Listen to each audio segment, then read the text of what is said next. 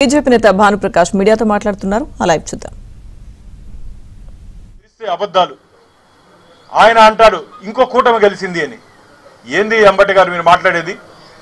మీ భుజాలు మోసినందుకు, మీ పార్టీని మోసినందుకు ఈరోజు అధికారులు బలైపోయారు.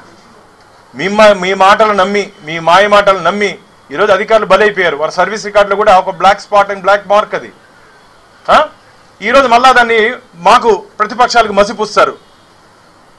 మిమ్మల్ని తార డబ్బాలు ముంచేశారు ఆంధ్రప్రదేశ్ ప్రజలు. మిమ్మల్ని తారు డబ్బాలో ముంచేశారు ఆంధ్రప్రదేశ్ ప్రజలు. ప్రశాంతంగా ఉండాల్సినటువంటి ఆంధ్రప్రదేశ్ని అగ్నిగుండంగా చేసేశారు అధికార పార్టీ వాళ్ళు. ఎవరిని స్పేర్ చేసే ప్రసక్తే లేదు. ఈరోజు సిట్ అనేశారు. కేంద్ర ఎన్నికల సంఘం ఏం చెప్పిందంటే ఈ 2 రోజులు, ఈ 3 రోజులు జరిగిన సంఘటనల మీద పూర్తి స్థాయిలో విచారణ చేపట్టి ఎఫ్ఐఆర్ను కూడా అవసరమైతే మాడిఫై చేయమని చెప్పారు. మిత్రులారా, ఎఫ్ఐఆర్ని కూడా, ఎందుకంటే వారికి కావాల్సినట్టు వారిని తొలగించి కొన్ని సెక్షన్లు దాంట్లో పొందుపరచకుండా అధికార పార్టీ నాయకుల్ని రక్షించాలని చెప్పి కొందరు అధికారులు ప్రయత్నం చేశారు.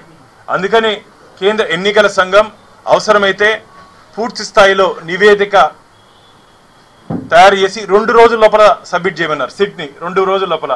దయచేసి నేను సిట్ అధికారులను కోరుకుంటున్నా, నిష్పక్షపాతంగా మీరు దీంట్లో విచారణ జరిపించండి.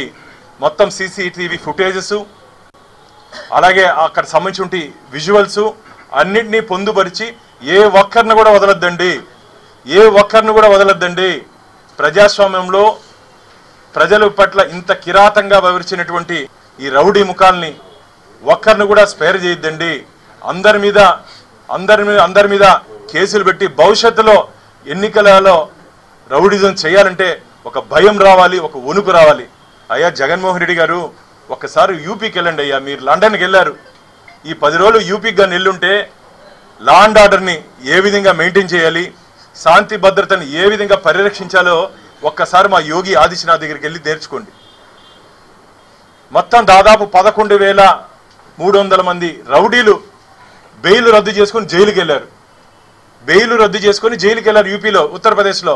అది పాలన అంటే, అది పోలీస్ అంటే, అది లా అండ్ ఆర్డర్ మెయింటైన్ చేసేదంటే. ఇక్కడ విచ్చలవిడిగా పోలీసులు ఉంటే కూడా దౌర్జన్యం, పోలీస్ పక్కన ఉంటే కూడా రాళ్ళు వేస్తారు, పోలీస్ పక్కన ఉంటే కూడా బీర్ బాటిల్ వేస్తారు, పోలీస్ పక్కన ఉంటే కూడా పెట్రోల్ బాంబులు వేస్తారు. ఇది ప్రజాస్వామ్యమో చెప్పండి? అంటే పోలీసులు అధికార పార్టీకి కొమ్ము కాస్తుంది అంటే ఎంత ధైర్యం ఉండాలి? పోలీసులు ఉన్నప్పుడు కూడా అధికార పార్టీ నాయకులు, వారి కార్యకర్తలు దాడులు చేశారంటే వారిలో ఎంత మనోధైర్యం ఉండాలి? ఆ ధైర్యాన్ని ఎవరిచ్చారు మీకు? ఆ ధైర్యాన్ని ఉక్కు పాదంతో అణిచివేయాలి మిత్రులారా. ఆ ధైర్యాన్ని ఉక్కు పాదంతో అణిచివేయాలి. ప్రజాస్వామ్యంలో ఇది మంచిది కాదు. అందుకనే మేము అనేక సందర్భాల్లో చెప్పడం జరిగింది, ఆంధ్రప్రదేశ్లో ఐపీసీ సెక్షన్లు గత 5 సంవత్సరాలు పనిచేయట్లేదు. ఓన్లీ వైసీపీ సెక్షన్లు మాత్రమే పనిచేశాయి.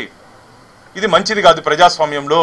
కొందరు పోలీస్ అధికారులు, నాకు పోలీస్ అధికారులైనా సరే, ఐఏఎస్లైనా చాలా గౌరవం, కానీ దురదృష్టవశాత్తు ఆంధ్రప్రదేశ్లో ఇండియన్ పోలీస్ సర్వీస్ కొందరు అధికారులు పొలిటికల్ సర్వీస్గా మార్చేశారు. ఆంధ్రప్రదేశ్లో ఇండియన్ అడ్మినిస్ట్రేటివ్ సర్వీస్ కొందరు అధికారులు అధికార పార్టీ సర్వీస్గా మార్చేశారు. దానివల్లే ఈ గందరగోళం, ఈ అలజడి. కాబట్టి దయచేసి భవిష్యత్తులో ఇలాంటి సంఘటనలు పునరావృతం కాకుండా, ఇప్పుడు ఈ గొడవలకి కారణమైన కర్త, కర్మ, క్రియ, స్టోరీ, స్క్రీన్ ప్లే, డైరెక్షన్ అని ఉంటుంది. అంటే మనకు కనిపించే వాళ్ళు కొందరే ముందుండేది, కనిపించని వాళ్ళు చాలా మంది ఉన్నారు. అందరినీ చట్టపరంగా శిక్షించండి, అప్పుడే మిమ్మల్ని నమ్ముతారు.